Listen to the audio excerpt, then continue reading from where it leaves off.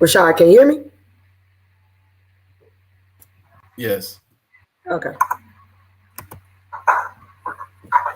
Hey, Joe. Rashad, can you hear me? What's going on? Yes. Okay. Okay, boom. All right. Let me see. Rashad.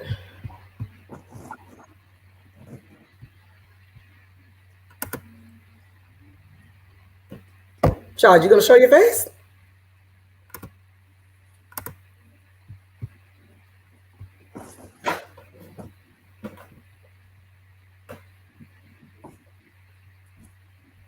There you are. Okay. I was just making sure that I was connecting everybody properly. All right, here we go. All right, so we'll get started. Wanted to hey connect. We got connect on here. Want to make sure. Are y'all still saving? Excuse me. Shit. Ooh, I just took my braces out. I mean my retainer out.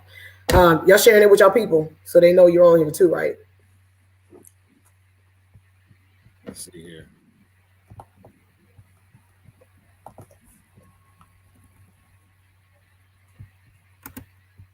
Before we get started.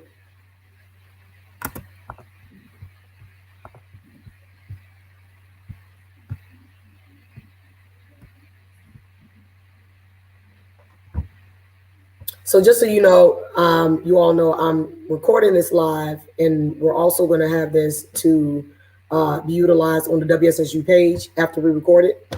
So we're going to talk like there's a million people in the room, and we're going to reuse this same video. But what I want to do is go ahead and get started because I don't want to hold you guys up. First, introduce myself. My name is Shalee Broussard. I am the assistant director at Winston-Salem State University's very own student activities.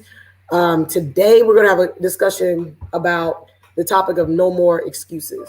I wanted to bring together some of my friends, some people that are very close to me, to start having a conversation about ways in which we can come together to not only make a difference, just as having a circle, but come together and have some problems and solutions that we can bring up and hopefully make some changes within our own communities. So to start off, I'm gonna go ahead and let my brothers introduce themselves, and we'll start with Mr. Rashad Little.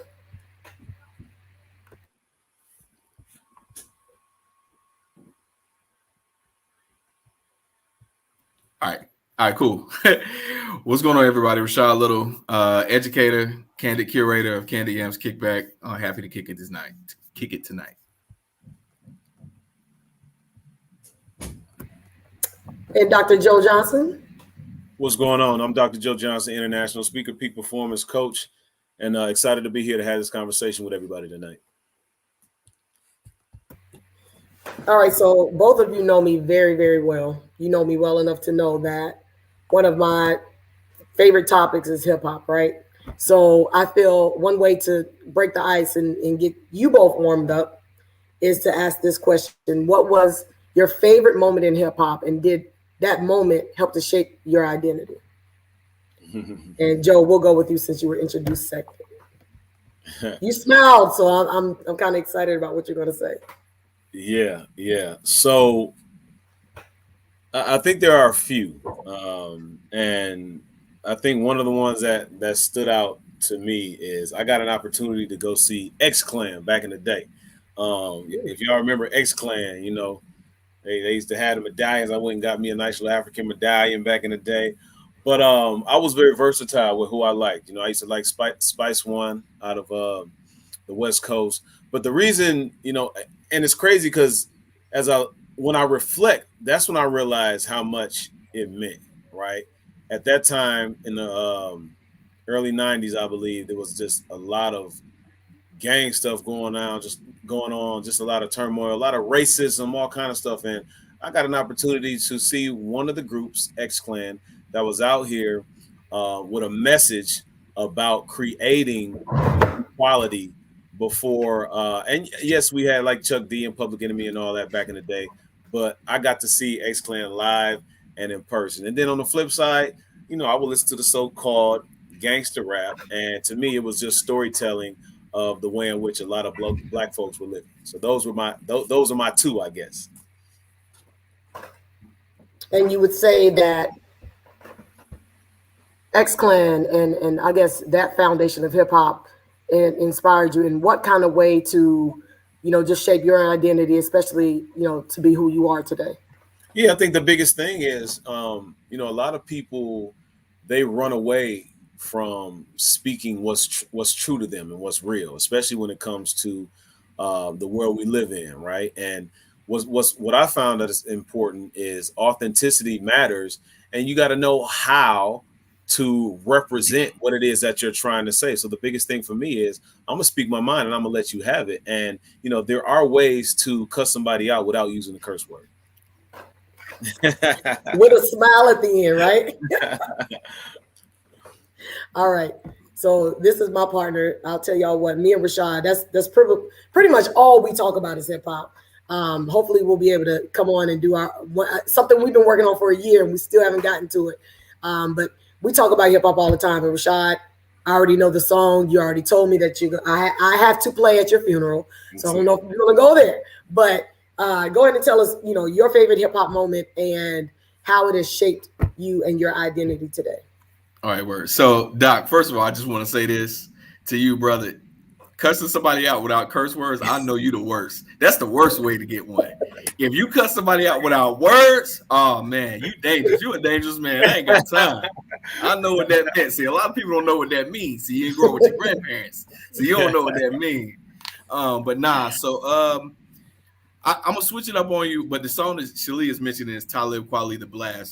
That's one of my favorite songs of all time. But I think, you know, my favorite hip hop moment is probably one of my favorite albums of all time, and that is Nas's Stillmatic album. I really like that album because at the time in 2001, I was a freshman in high school at the time, and One Mic had come out, and I remember it being such a political statement. You know, just standing for yourself, standing, you know, behind the things that you wanted to do and say, to Doc's point, and being able to just really envelop yourself with having a good, strong sense of self.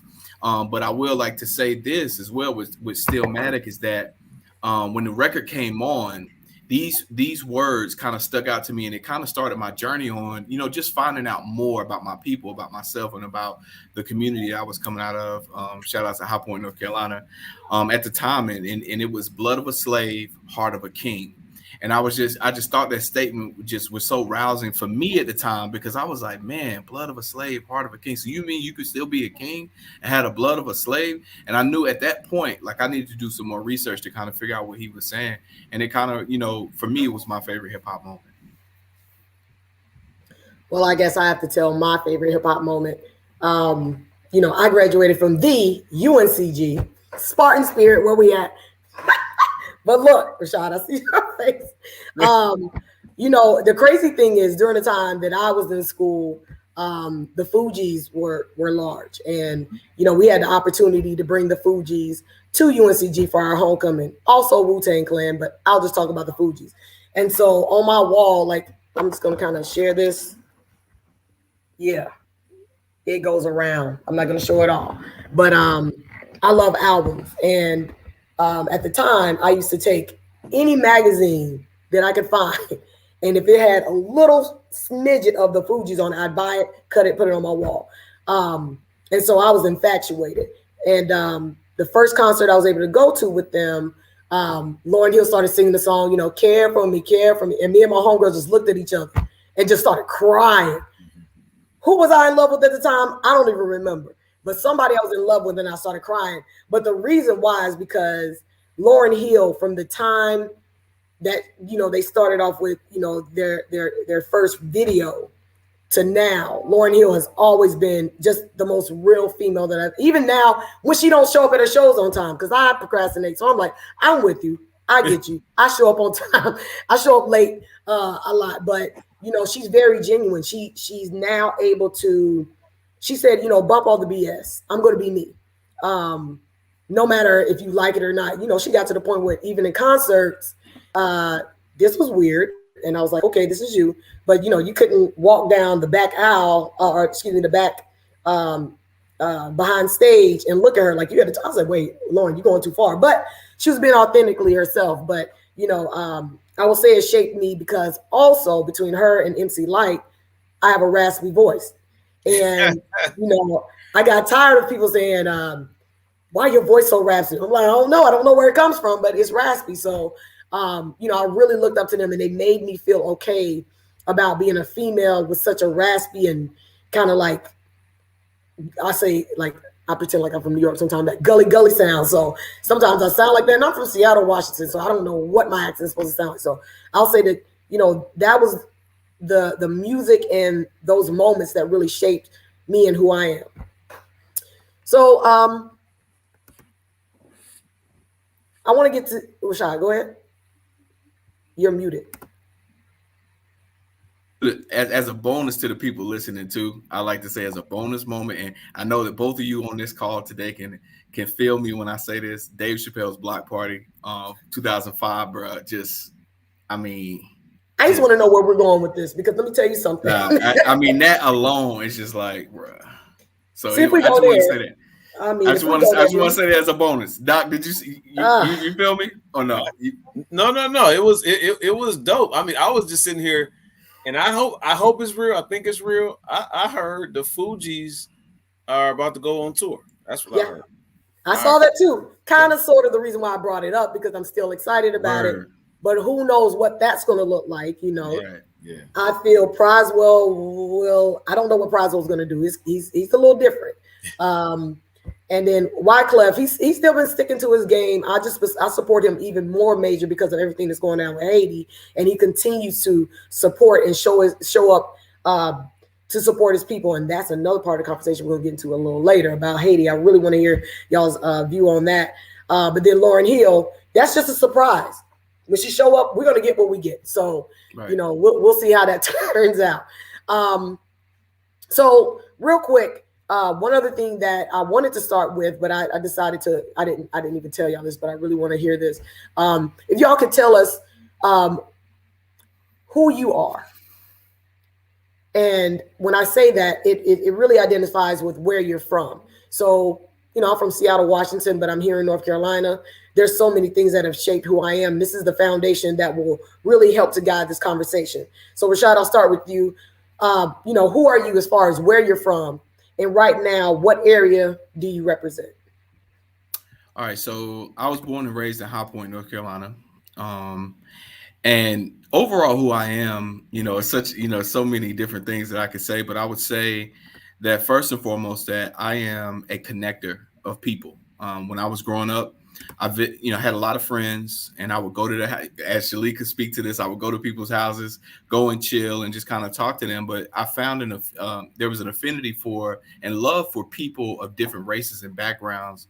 And I would go for the food at first because I like to eat and I like to, like, you know, see what everybody else is going on. But what I found out is that going to everybody's house and breaking bread with them, you get to really know the candid side of people, how they run their families, where they're from, who they are as people, and all of that. And I just got really engulfed in that. And so I've kind of carried that my entire life, which is the reason why I created Candid Yams Kickback in the first place, where, you know, I gather now to just talk to people about their times and, you know, who they are as people and all of that. So who I really am is I'm an educator, one, because I like to educate myself and educate others, but I'm also a connector as well. And what was the second piece of your question?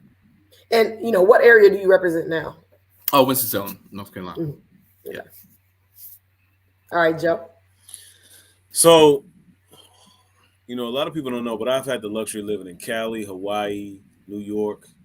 I've lived in a lot of states, but home to me is Milwaukee, 53206. And I say 53206 is because I grew up in what they say right now has the highest incarceration rate for Black men.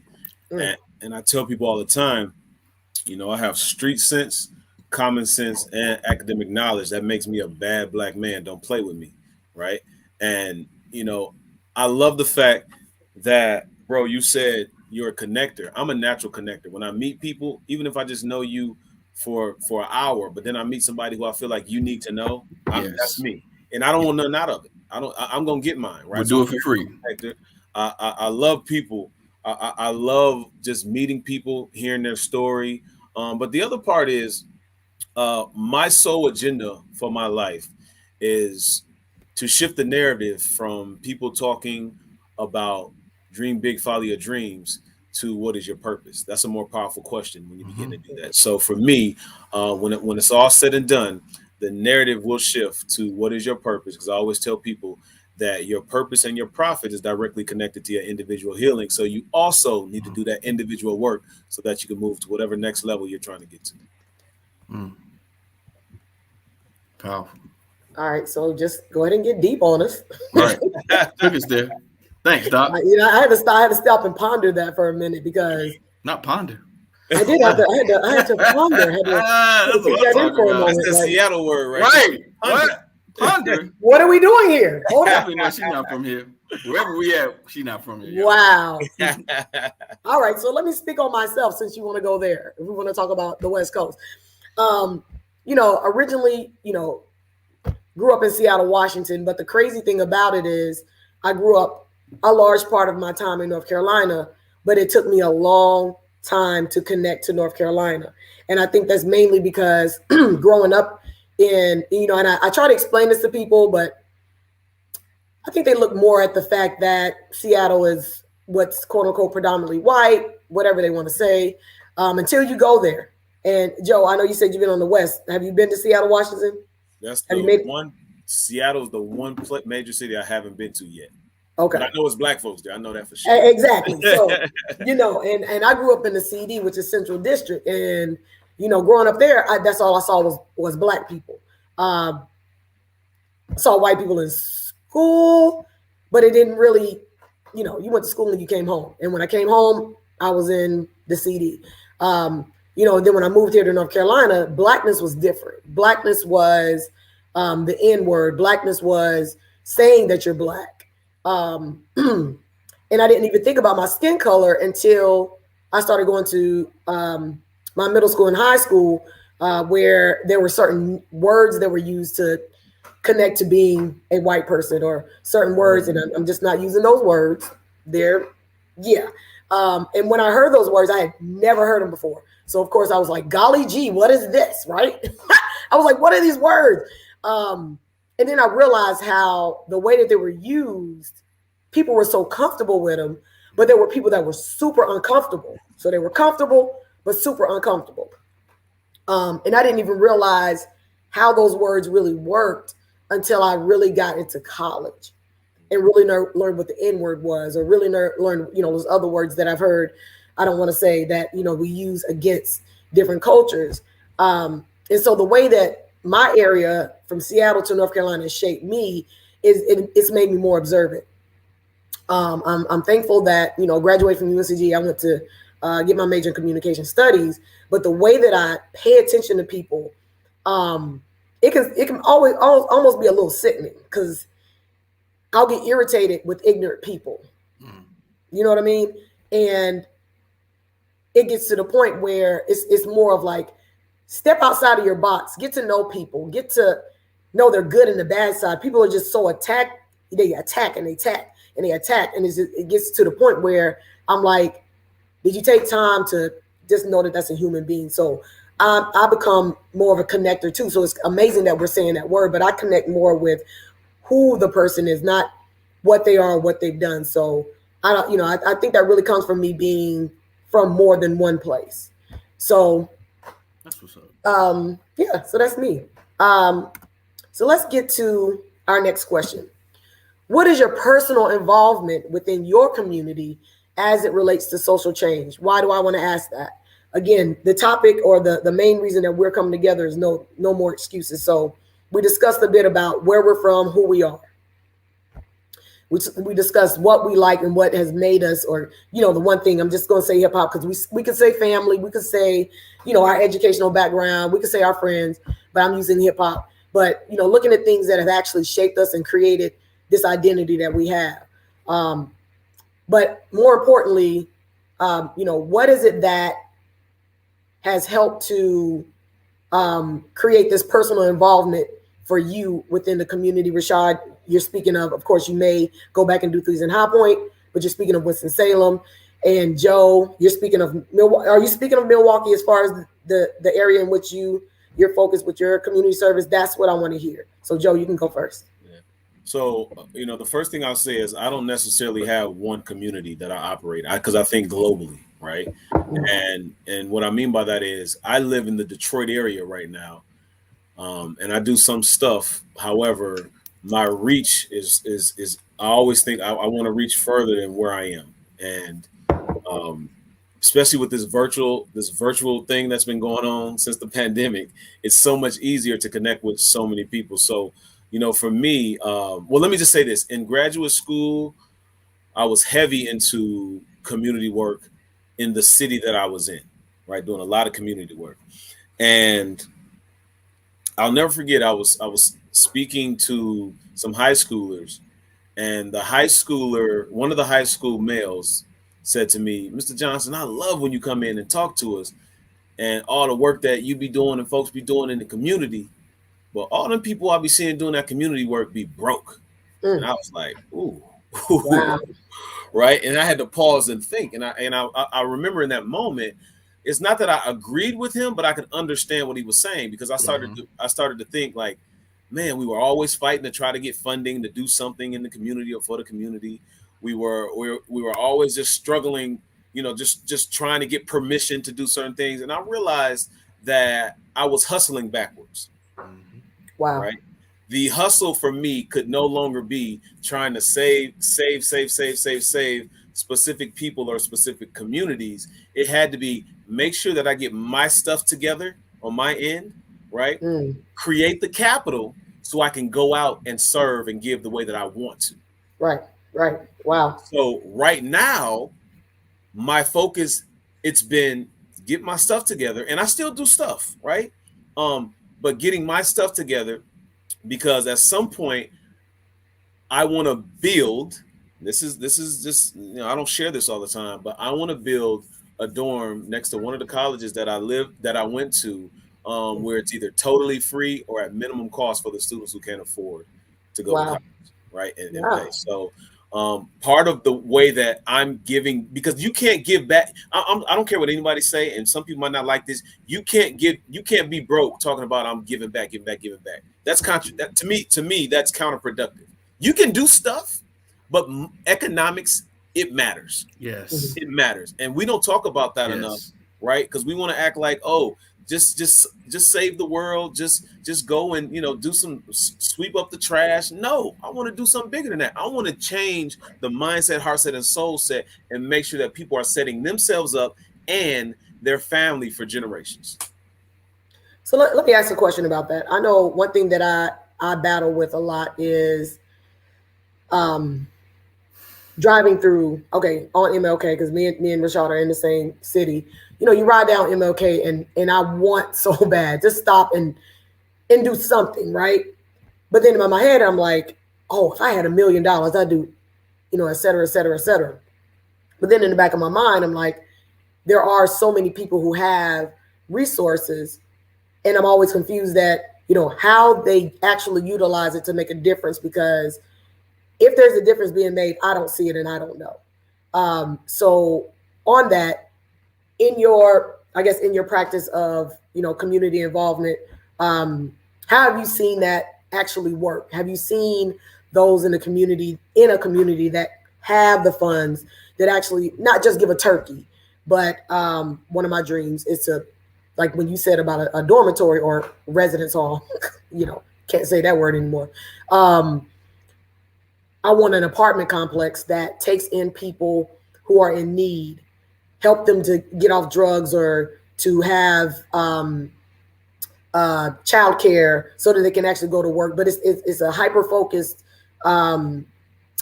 area where there's all these resources for those families until they get on their feet, and then help them get. So in my head, I'm thinking all these big, great things, but then I'm thinking, why don't I see these kind of things happening? Do you actually see that in your walk? Yeah, I see that. So this is the thing. I don't know if you all, and I'm pretty sure you have, I'm assuming you have, you ever hear somebody say, you know, don't be counting nobody pockets, right? Mhm. We can't. A lot of times, what we do is we count, or we try to count what people are doing with their money, Mhm. right? And a lot of times we don't know. You hear people giving Michael Jordan, you know, some pushback saying he don't do as much as LeBron. A lot of folks don't know what Jordan has done, right? Right. Some people don't put their stuff to the forefront. So I'll just say that because of my network and who I'm tied to, I know several Black folks who grew up the way that I grew up, and they've created a business where now they're giving back to the same community that raised them, right? And I'm Mhm. talking construction all over the city. I'm talking different programs about, you know, building entrepreneurs, all kind of stuff. And so there are a lot of people that are doing it, and sometimes we just don't know. And I always ask people, don't assume folks aren't doing anything, even when they come up. And they don't have to if they don't want to. Just because that's what you want to do, that don't mean that's what they should be doing. Right. And I believe in that wholeheartedly. And I'm glad you said the whole statement of like, don't count other people's pockets, and don't try to force someone with their money to do just because they have it. But at the same time, for those that are, and I guess it's just something I'm always seeing where they say, what if all these men or these millionaires came together and bought a community and pretty much, created another Black Wall Street. Rashad, do you, and I don't want you to speak on, your connection, but do you see that as a solution, starting, going back to creating another Black Wall Street? Yes, I do see that as one of the solutions, because going back to my involvement, I almost don't want to say anything. Doc probably pretty much just bodied this question, but I think that that statement that he made, that economics is a very important issue. When you're talking about community development, personhood, talking about development of children, development of education. All of these things have an economic driving force behind them, and I think I've had a bunch of conversations with you about those specific things. Mm-hmm. I've read a book, and you guys have probably heard of this before, but Think and Grow Rich, right? You've heard of the Napoleon Hill version, but also Think and Grow Rich, A Black Choice, is also available for reading as well. And in that book, it talks about money being a resource and being one of the most replenishable things on earth, right? But as I've experienced money in the groups that I've served in and all of that, when we get to talking about how to make it, what to do with it once you make it, how to talk about it in abundance, I've often ended up in conversations where, a lot of us, right, from these sort of communities, talk about money and villainize it at the same time. Oh, well, we shouldn't make too much, or don't, the scripture, that they use is, hey, don't love money and all this sort of stuff, right? When in reality, it can be used as a tool to really recoup some things in your life personally that you can use to move yourself forward, right? And so a lot of times, if you are not financially stable, or you're dealing with things financially, it can really block out creativity and different things. And so as I'm on my entrepreneurial journey and all of that, I've realized that through my time, that I needed to make money off of the things that I wanted to do in life, not because I just want to make money, but because when you buy your time back, that's the real freedom, right? Because you have time to think, you have time to process, and you have time to envision what you want to do in your life. That's the purpose. See, that's the thing that they don't want to tell you. It's not about the cars and the clothes and all this sort of stuff, even though those things are nice, and I'm gonna get them too. Give it all to me, right? But in the same breath, it's like, listen, do you know what you could do if you had 40 hours in 1 week that you used to use to work, and now you got that time to think about just what you want to do, how to do it, so on and so forth, right? Because having money also attracts other people that have money and assets and different things that can help you build the dreams that you're talking about. So going back to your question about the Black Wall Street, it's not just because of the money, but it's because, have you ever dealt with someone that doesn't see money as a barrier? They're like, oh, well, I know this guy, and I know this lady over here that's doing this, and oh yeah, I know this building for sale. We can go and get it this week. What do you want to turn it into? That sort of thing. The abundance thinking, starts turning when you're not, robbing Peter to pay Paul in this sort of sense. You know what I'm saying? So oh, my bad. I was speaking in tongues. You crazy. So yeah, man, it's I was like, wait a minute, what is Joe? I was like, whoa, struck a chord up in there, man. So I think honestly, y'all, like, that's probably the if there's a wheel here, that the economic conversation is the grease for the wheel for us to move forward as a culture, right? And so I'm just going to real quick my personal involvement within the community. I've served in Art Nouveau. I've served at the Winston-Salem Urban League. I'm a Winston-Salem leader, leaders of Winston-Salem or whatnot, member, and all these different things. But the most important thing is that I'm a connector, right? Because I always like different types of people, not just because, I just want to be in this room networking. No, because I really enjoy company, because you're only one conversation away. That's right. From being exactly where you want to be. But the key is that, do you know where you're going? And that's what Doc was talking about earlier, about doing the personal work, right? To understand what you want to do and how you want to do it. See, most people will be like, oh, I want to do this. And you ask somebody and that person knows how to do it. But then, here come the actual work. See, the work is the allergic part. You know what I'm saying? The work is the allergic part, because you're going to have to literally, like, if you, like all of us on the call today, if we said we want to make $1 million together, right? Do you know what type of person or people we got to, change into to get to that million, right? And million is always the scope, but people out there making $1 million a week, $1 million a day, right? It's just how how your attitude is and what you plan to invest in and all these different things. So I know I went all the way around the bend with that, but Doc kind of got me started with this, man. And I just wanted to go ahead and finish it, man. I couldn't do it as well as he did it, but I'm gonna just go ahead and leave it right there. No, you got it, man. You got it for real. All right, so let's go to our next question.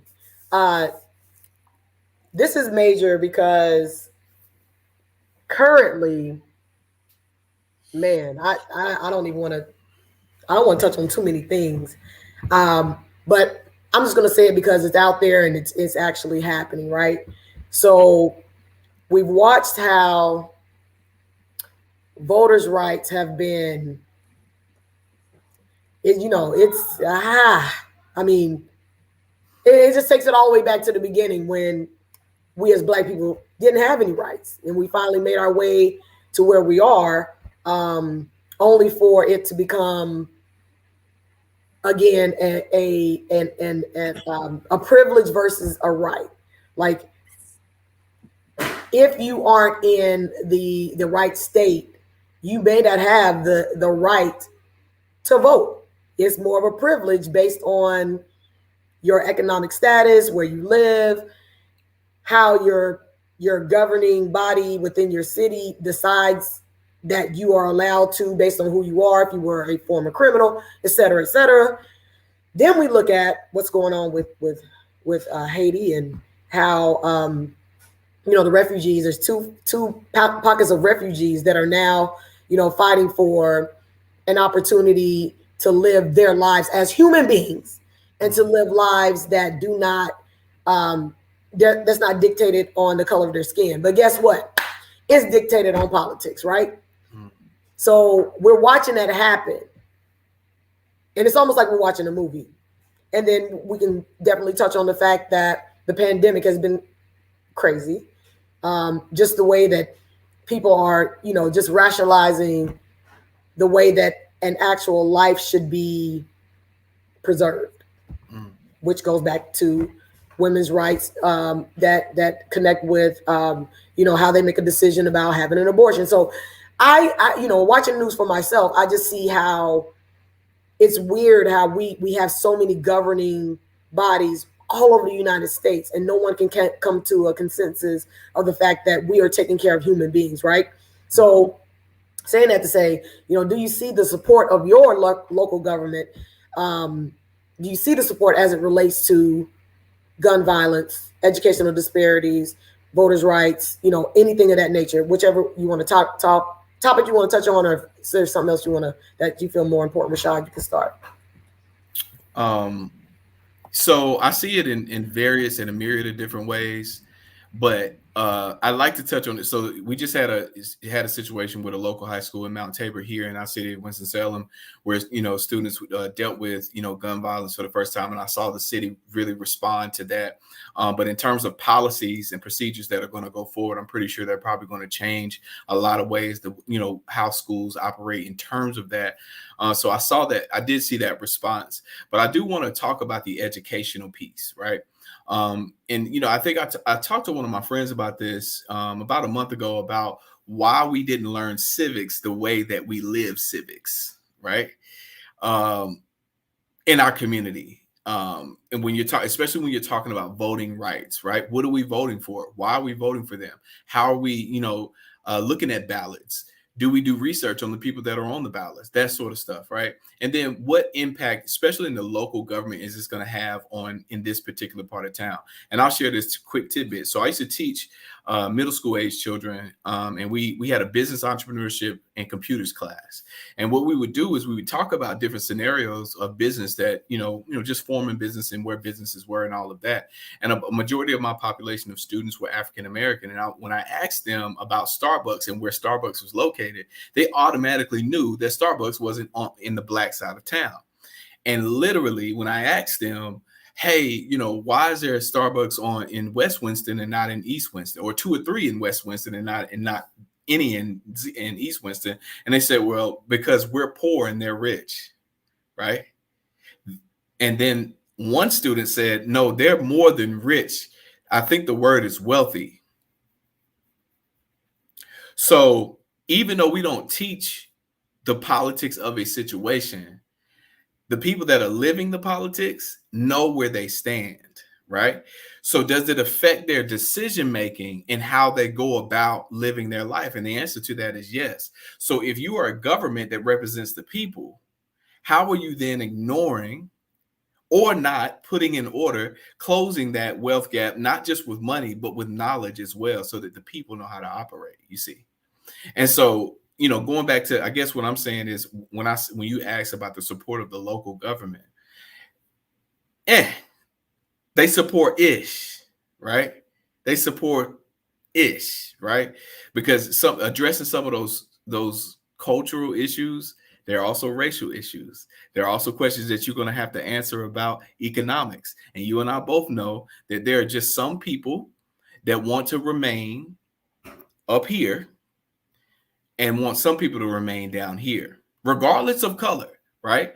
But especially in our communities, and especially in Southern communities where you have affluent people and you have poor people, and never should the two mix or cross, right?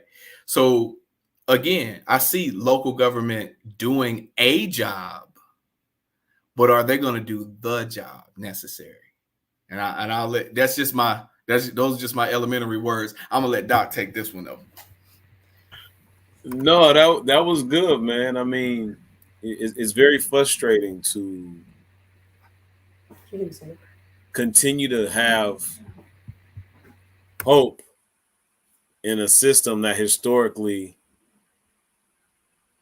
wasn't built for people that look like me, right?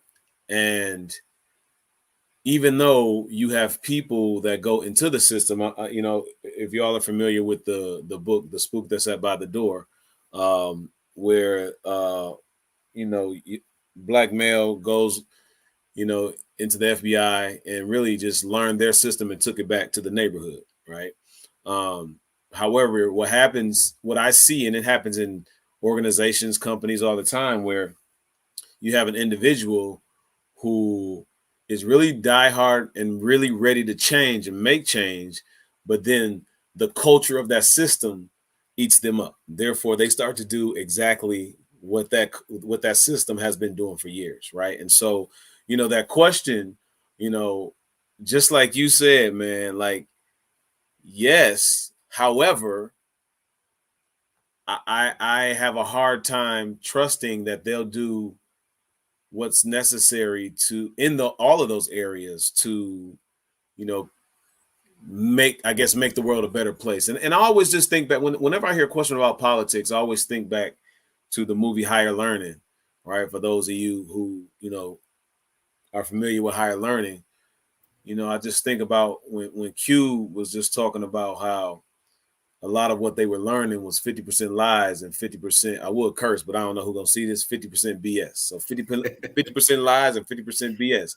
So it's kind of like, dang, right? So when I think of politics, they don't make, and I'm not saying everything is like some of these shows that we watch, but some of these shows, they're creating those shows off of what happens behind the scenes. These TV shows, right?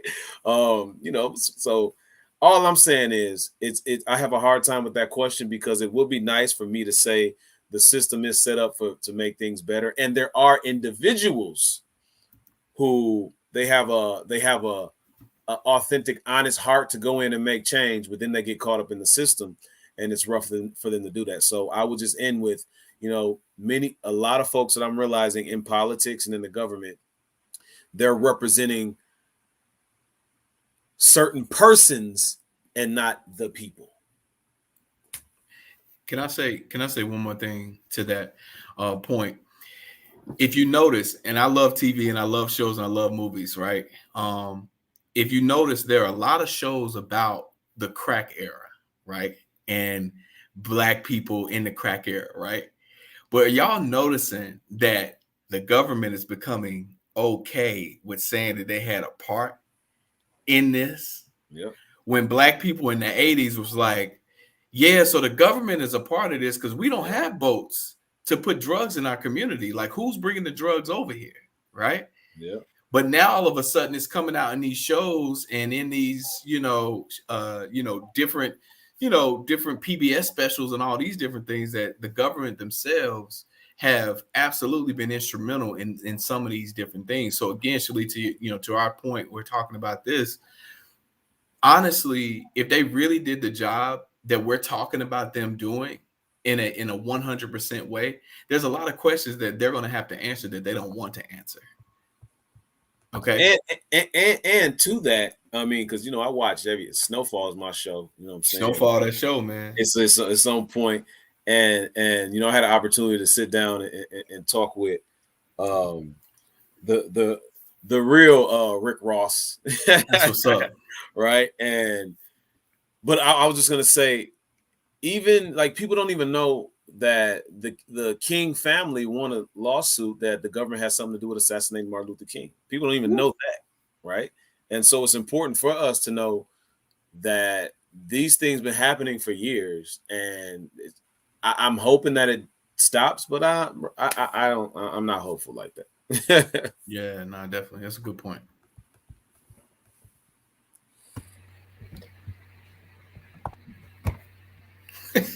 I mean, these are those conversations, and this is the reason why, I like to do a platform like this with the people that I care about, because I know that when you're speaking, you're going to give the people what they need to hear, not what they want to hear. And so I know we touched on a bit of this, but I want to hear something that's really important to me as well, dealing with educational disparities. And I know, Rashad, I remember, and I don't want to put your business out there, but I remember this a couple of years ago. You were talking, and we were talking about your kids, and you got very passionate, and you had a couple tears in your eyes, but it was on the level. That's when I knew. From that moment, I was like, I've known this. So I've known Rashad since he was in college, and I was working at the university. So we've been tight for years. But I don't know if you remember this moment, but I'll never forget that moment. And the way you were talking about these young men that you were working with, and how you felt like you didn't have enough to give to them, but if you could give more, you would. So it was it was when you were working for the school system and you had just came to Winston-Salem State. So with our educational disparities, with us dealing with, and my niece Keena, who I'm raising, she just showed me today, she's working with social studies, and they're talking about slavery. And I said, well, wait a minute, whoa. It's 2020. What y'all talking about when it comes to slavery?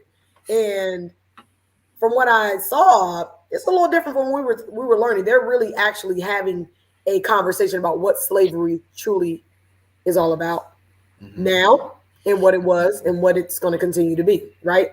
And so when it came to, starting to talk about, diversity and what was the what's the word that they kept using, of what what was it, dealing with race relations and, starting to have diversity, equity, and inclusion. Definitely that. It was something else. It'll come to me. Anyone that's listening in, if you know what I'm talking about, drop it in the comments. But it started to become more of a complicated conversation because these teachers never talked about race. They've never had to talk about race, and I will say most of the time it's because they may not have been from where those kids in their classroom are from, so they can't relate.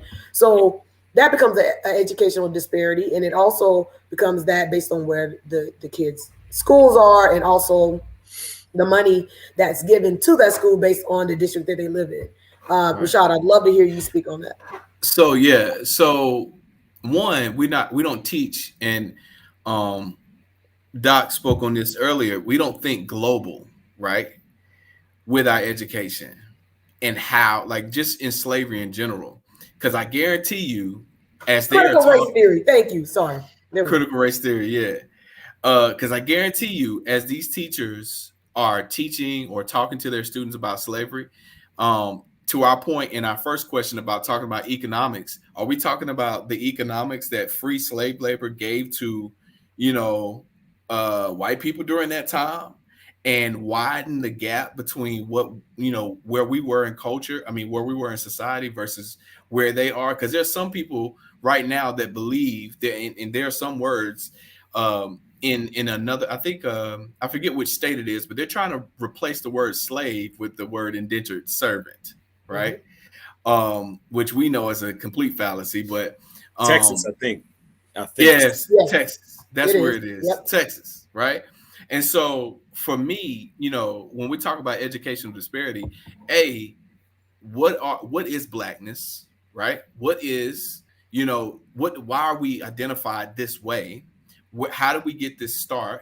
Where are we at right now? And how does that affect our entire and impact our community, both from a local level, a state level, and then a worldwide level, right? Because once you start talking like that, it expands the mind of the student. Because remember now, in the cities that we stay in, especially in Winston-Salem, Shalee, in East Winston, you go on a few places before you see, a different race of people, right? So on this side, you have Black and Latino, right?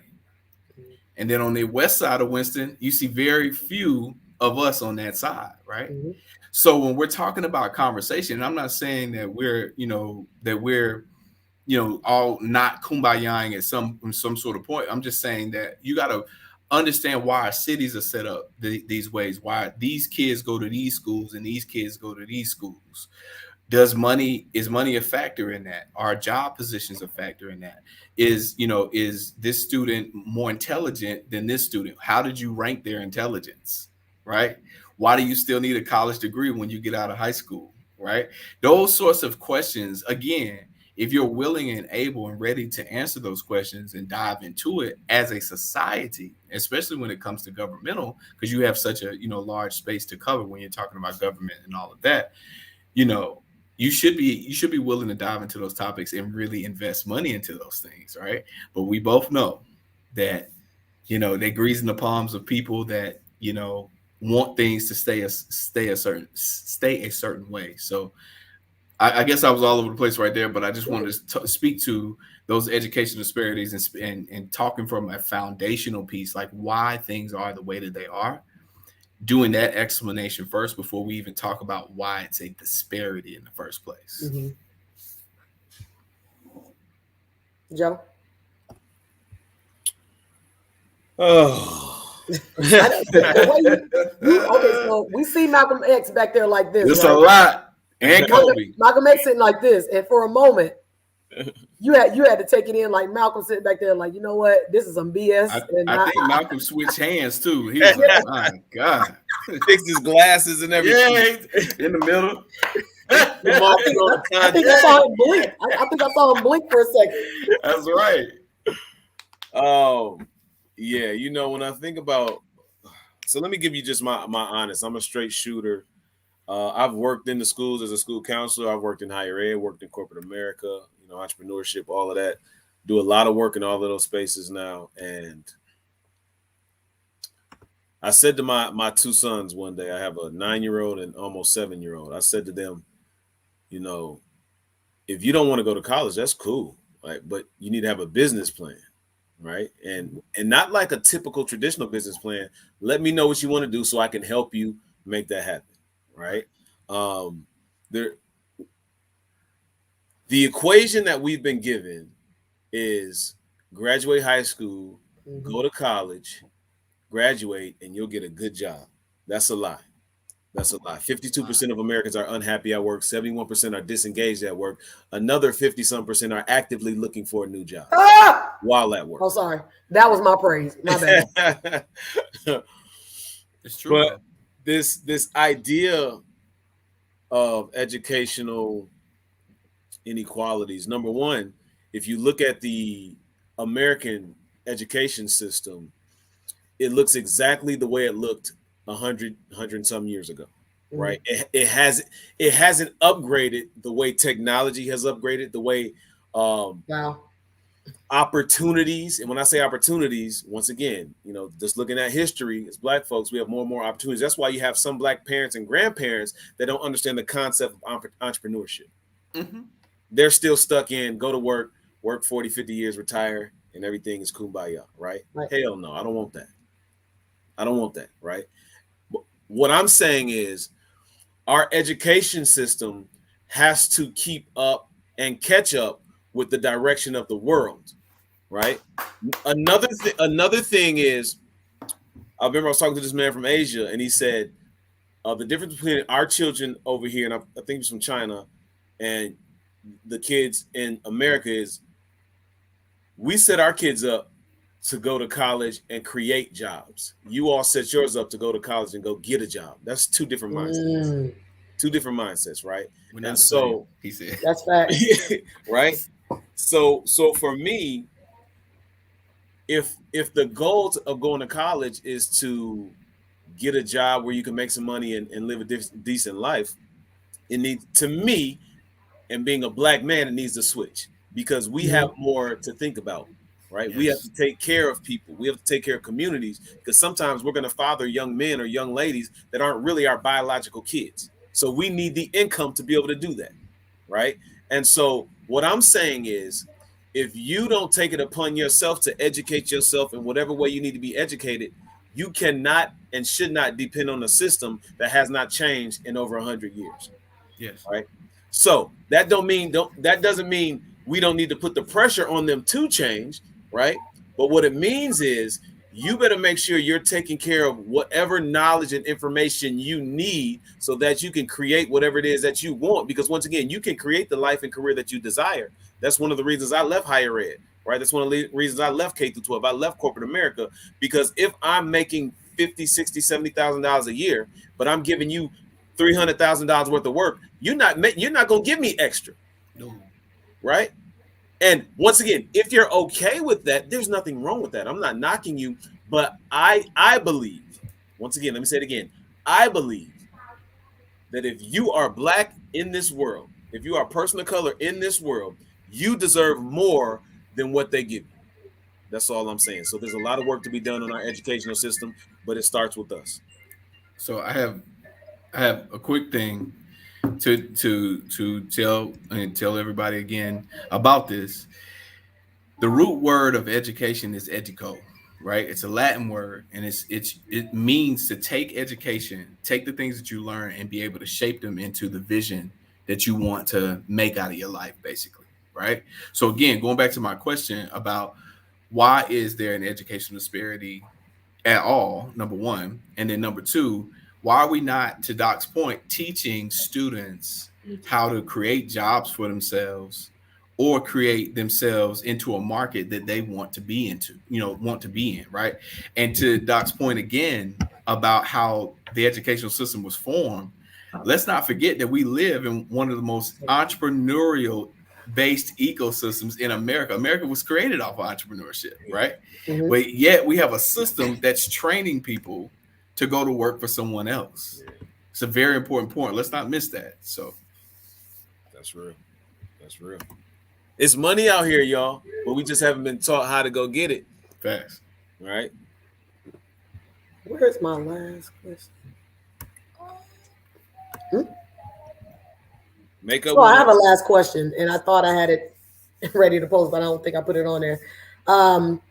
So I will say to everyone, you know, this is something that I'm gonna, you know, I'm working on doing once a month. You'll have, you know, my brother Rashad, my brother Joe, and a couple of others that will come on, and we'll talk on other subjects.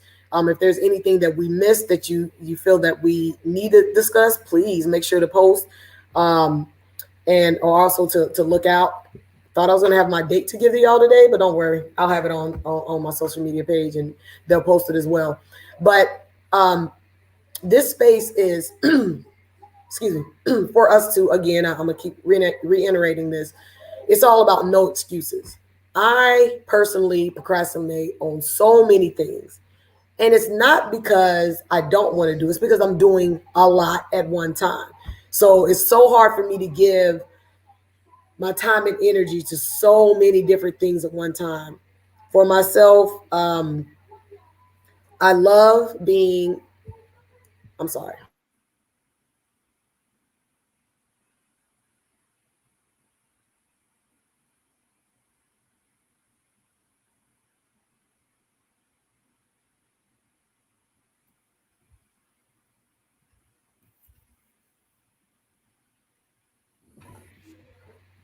Sorry, I have kids in the house, so I had to quiet it down.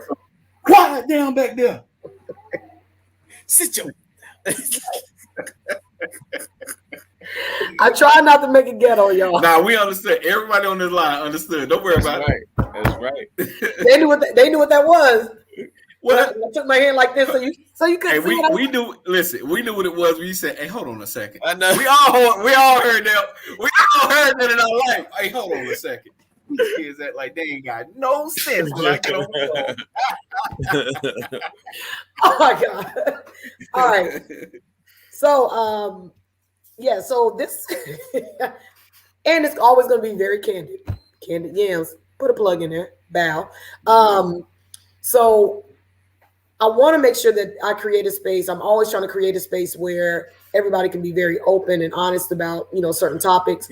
This one was very, you know, surface.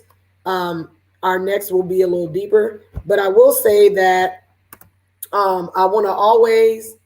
Oh, somebody got jokes. She had that mean side eye, Jamie. Right. Jamie, no, I'll do that side eye in a minute. It before. We know what it is. It's cool. But I want to be able to come into this space again. You know, I have a lot of things that I'm trying to juggle. So sometimes I can't make it here and I can't make it there. I'm just doing so many things at one time. But I'm never going to stop trying to find solutions for issues that are here in our community.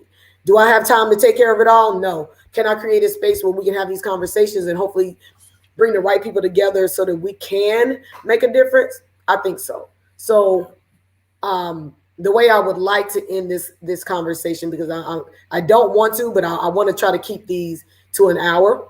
Sometimes it might get deep. Maybe, our numbers will go up and people will start hitting up like, oh, I want to really join in the conversation. But I want to end this by saying my last question was, I just got my phone back. How do we, and, I'll just say this. I just left Durham this weekend, and Jamie Tyndall, who I got to post it up right now, she does a lot of work in the communities in Durham, and she was on the call, and I heard, people talking, and everybody was, solution this, solution that, issue this, issue that. And for me, I think that's a cute thing. I think it's cute to show up on a city council meeting and say, you voted me in, and I'm going to take care of business. I'm here to stick to the agenda that you set for me. I mean, that's why I'm here. Then they turn around and they still have their own agenda set. And the next thing that you know, everything that you were ready to see happen, just like what our presidents from years back to the first time we were able to vote to now. And, it gets very irritating. But I think the question, the biggest part of the question is, how do we, force our government officials to understand that we put you in this position to take care of the issue that we put you in there to take care of. And then the second part is, how do we empower our community to actually use their voice to make sure that the politicians are taking care of the agenda in which they stepped in to say that they would actually do. That's really complicated, because I really have not seen anybody actually make it happen unless they protest, unless they go banging on the doors, calling why do we have to do all that? Why do I have to vote in John Brown and turn around and not get anything from John Brown? We know the politics is they get in there and now they got to please these people and these people, but they're not pleasing the people that actually voted for them. So long-winded question, 2 parts. How do we get the government to actually listen and follow what they said that we're going to do? And how do we empower our people to know that they have the right and the power to ask for what they originally asked for? I'll just say, no matter what situation you're in, whether you're wealthy, rich, middle class, poor, any situation, we all have the capacity and the ability to hold folks accountable, right? And the other part of that is it comes to a point where you've tried to hold folks accountable for so long and you just feel like it's not working, and then you just you're out of steam. You lose your will to keep pushing. And all I can say is, I don't have a quick answer for that. I can just say, keep holding folks accountable for what they say they're going to do. And when it's all said and done, learn how to operate and navigate in a system that may never be on your side. Woo. And that's crazy, because that's the reality of so many, and I'm just going to be candid. That's the reality of African Americans. This country was not built on a foundation that had us in the blueprint or even in the black and white, meaning the Constitution. So we're constantly walking around on a land that we're still not free. We're still not walking by laws that actually protect us. So that hope that whoever steps into this position is going to hear us, or that person that steps into that position is actually has us at the front of their mind. Your community is in need of a better grocery store. Your community is in need of better teachers. When have we seen that actually change? That's just something that we always have to step up and say, we're going to protest. We're going to scream out. I just don't get why we must do that, but it's what we're used to, and that's what it seems like we have to do. So Rashad, what is your answer? Let me just say one last thing. Joe, go ahead, you just made, and I'm gonna pass this mic over to you, Rashad. So the one thing that you said about the free, and I just want people to hear the first level of coming into your freedom is understanding the game and the system that you're playing in. Then I'll pass the mic. Go ahead. That's it. Yeah, I mean, he said everything I was going to say. I mean, honestly, I don't want to live in a society where the community waits for a politician to speak on their behalf. I want to live in a community where the community is already doing the work that we're talking about. You just our mouthpiece at this point. You see what I'm saying? Because, that accountability piece, I'll say this, talk is cheap. Okay. You got to be about the work. Okay. And so the people in the community, if they see change, and when you mentioned education and all these different things, Killer Mike speaks a lot about education and really talking about the community down in Atlanta, right? And if you guys want a treat, watch that interview with him and DJ Envy about the power of voting in your districts, the power of volunteering at your local schools, and putting 10 toes down and energy behind the things that you want to change in your community, and doing it with force, and trying to really be inside those schools or be inside the places that you want to change. Because once you start putting the power behind the people to do those sorts of things, you don't need a politician. It'd be a bonus. You see what I'm saying? Because you're so heavy and enacted into this place that they don't have anything but to pay attention when you put down your asks for them, you see. And so I guess in conclusion, I think for politicians, I think that to Doc's point, we are playing a game where the dice have already been rolled and we weren't in the equation at all, right? But as we're living here, the power is with us, number one, and then number two, as the politician is taking over, holding him or her accountable to the things that they are saying. And then also, to my final point is, because we do have some accountable people in office that really want to do some good things, but they need the horsepower and the people to back them up. Don't be afraid to roll your sleeves up and go out there with them, you see, because it takes all of us. So I just want to say that.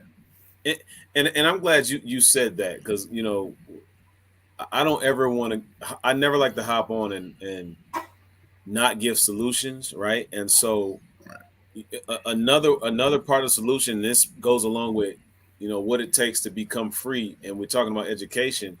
Go learn like the different branches of the government, the political system. Like we weren't really taught that. What's my man Yellow Pain did a song about it, and it just broke it down. But like, I'm like, dang, in a song, we should have used that in the curriculum to learn how this stuff operates, right? So go learn the different branches and how it actually works and what your vote means. And your vote isn't just for the president. Like in your hometown, you gotta be out there voting. You gotta be out there voting.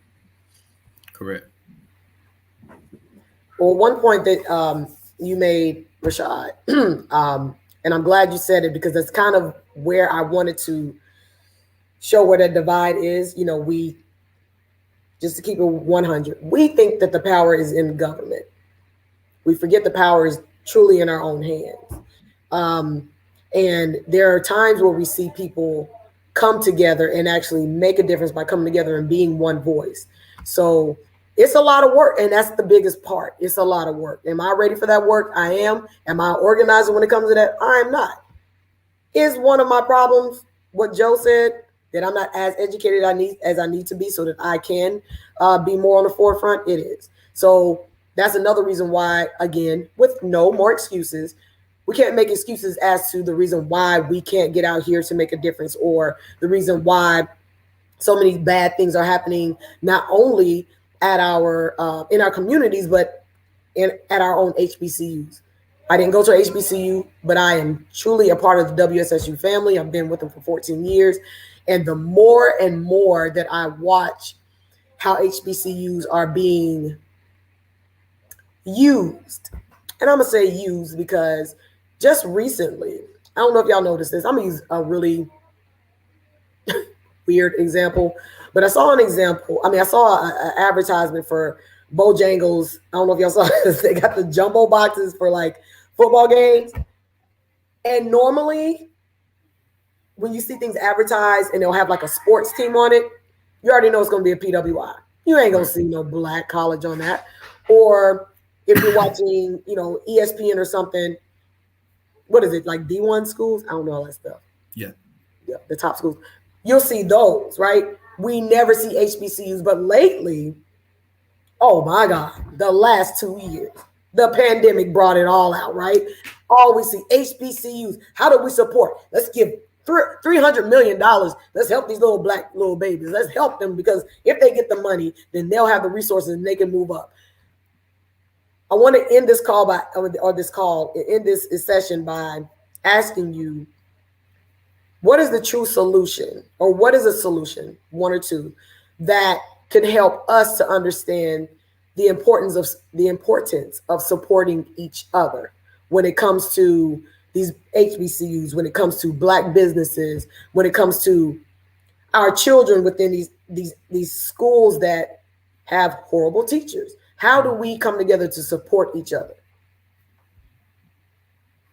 Well, I think, part of it is what Doc said, the education part, educating yourself about the system first. Where are we? What are we trying to do next? And then how do we get there? Right? Mm-hmm. Because once you get a focus for what you're trying to do in a community, the rest of the stuff kind of falls in place, right? But you first have to start with that foundational base. Where are we? Educating ourselves. In that example, we talked about politics. What are the politics of the situation? Mm-hmm. What are our educational centers, and what does our community kind of look like, right? Educating ourselves, understanding that first. Then we put the pros and cons. You remember those, the sheet back in the day, you put the pros and cons, left and right or whatever have you. You look at all the cons. This is what we don't like about our community. This is what we want to change. I like it. This is our plan for how we want to change it. But remember, I said, once the work start getting presented, now you got to put your money where your mouth is. You see what I'm saying? And I don't think we have a problem with that. But these are the words that we need to embrace: delayed gratification. Because we've been living like this for so long in a lot of instances. It's this is 100+ years that we're trying to fix a 100-year problem in 10 days.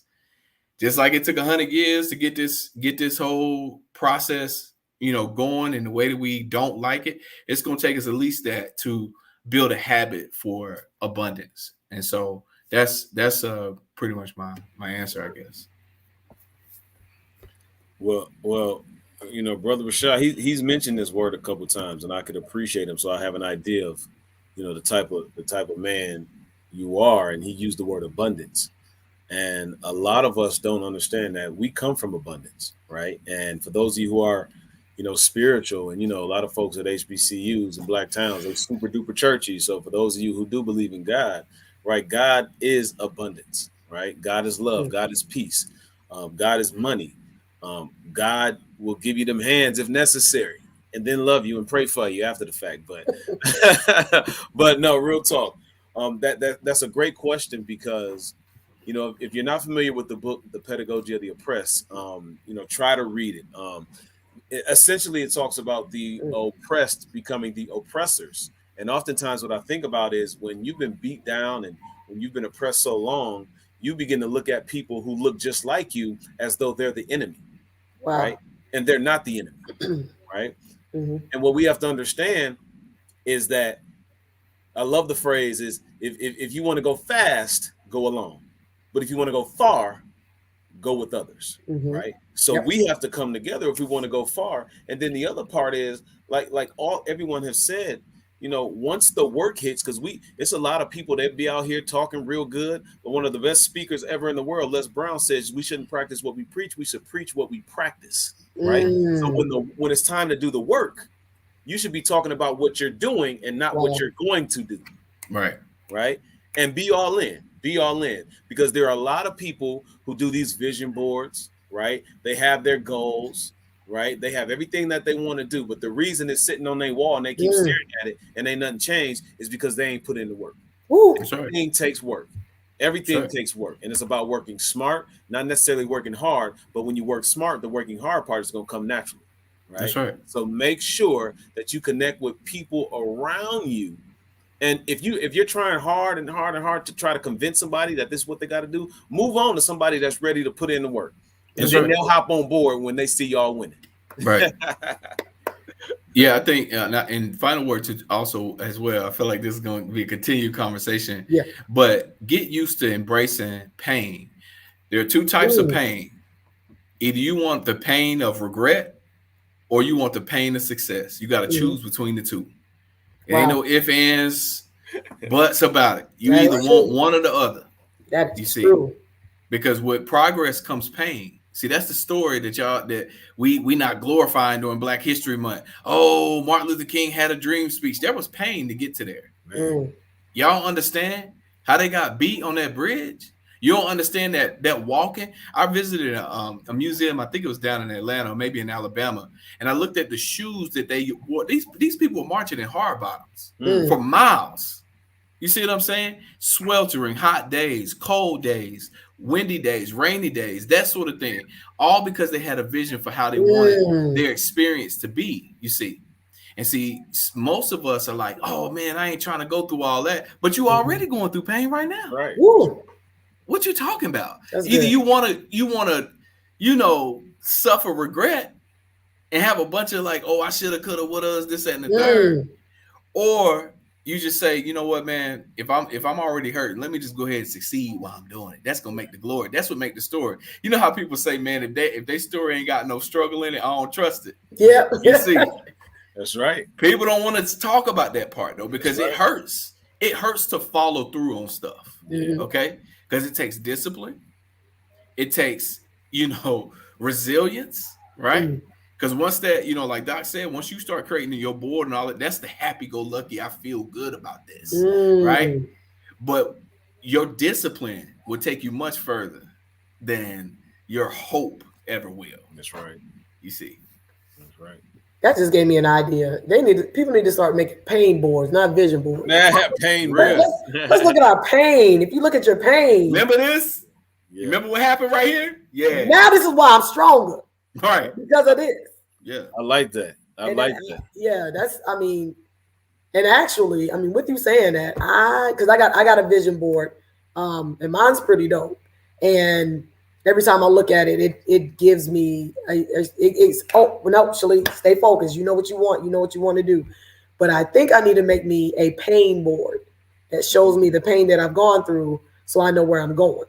There you go. I'm gonna do that, and I will have that ready to share at our next list. I read one time you need to put an irritation, like stuff that irritates you. I got down to like almost 100 things, y'all, that irritated me just about life in general. And every once in a while, when I need a little motivation, I'd be like, oh man, I don't want this to happen right here. It's anecdotal too. Stories in that joint, you be reading it like, oh yeah, nah, we gonna have to go ahead and put this work in. For real.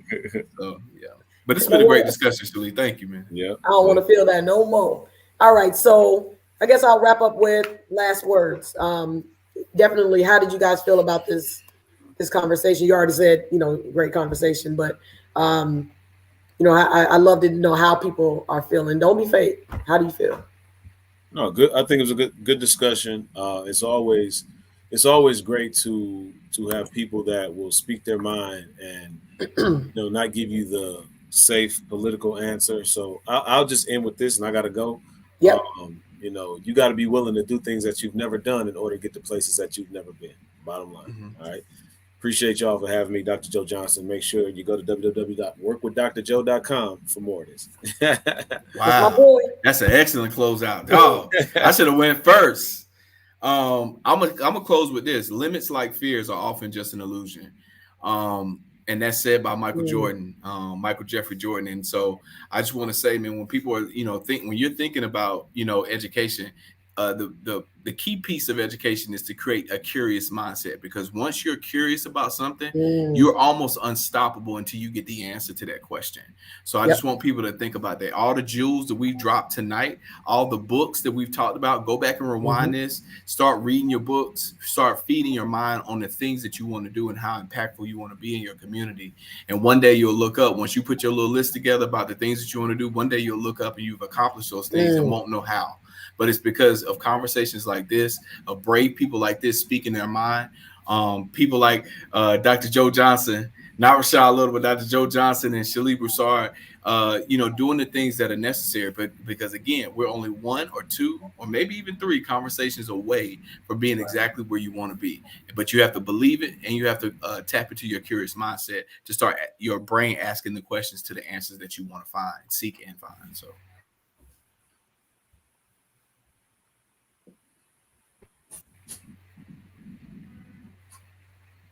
All right, so it kind of do a little doozy right there, but I'm just going to end by saying I'm thankful. I'm thankful that I know both of you, and I'm thankful that this is going to be something that we're going to continue to do and continue to have these conversations. We will try to next time keep it to an hour, but we like to talk. So everyone that came in, I mean, I done seen Jovan, Jamie, Quill. Some people I don't know your name as far as your IG. Connect. A couple of others who have Nicole, I see you, Dominique.